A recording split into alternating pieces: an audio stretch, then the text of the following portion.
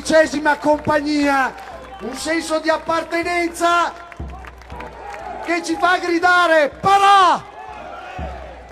Parà! La leggenda, signore e signori, straordinariamente a Vittorio Veneto per il raduno nazionale dei paracadutisti d'Italia, con parte dei mezzi che hanno costituito la storia e la gloria della nostra associazione. Signore e signori, al grido di Parà, la Sesta Grifi! Prendono il passo e cantano come folgore dal cielo, si muovono come una coorte, duri, massicci, incazzati,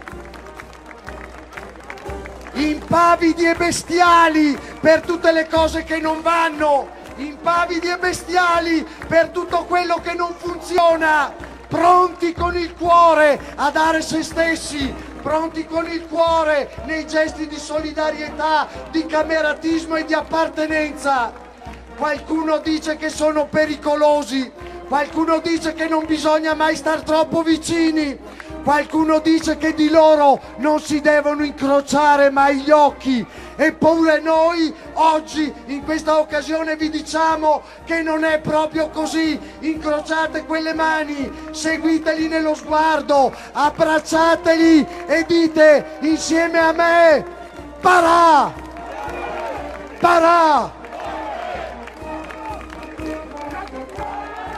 La quarta davanti a voi, con la sua maglia distintiva, con il baschetto calato 2 centimetri sopra il sopracciglio, con il fiocco decisamente dietro la nuca, allineati e coperti. Folgore, Parà! Battono il passo.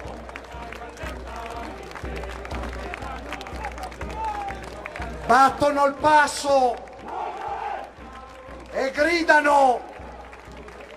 Sono loro, sono i folgorini, compagnie, battaglioni, reggimenti, gli stendardi di tutte le compagnie della Brigata Folgore, ufficiali, sottufficiali, caporali, caporalmaggiori, tutti insieme senza distinzione, tutti a cantare come folgore dal cielo.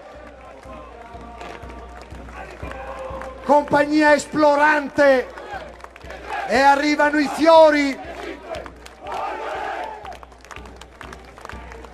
barbe nere, mascella volitiva, il senso dell'orgoglio basco piccolo, tanto cuore, tanto cervello, tanto spirito di abnegazione. È un grande raduno, signore e signori.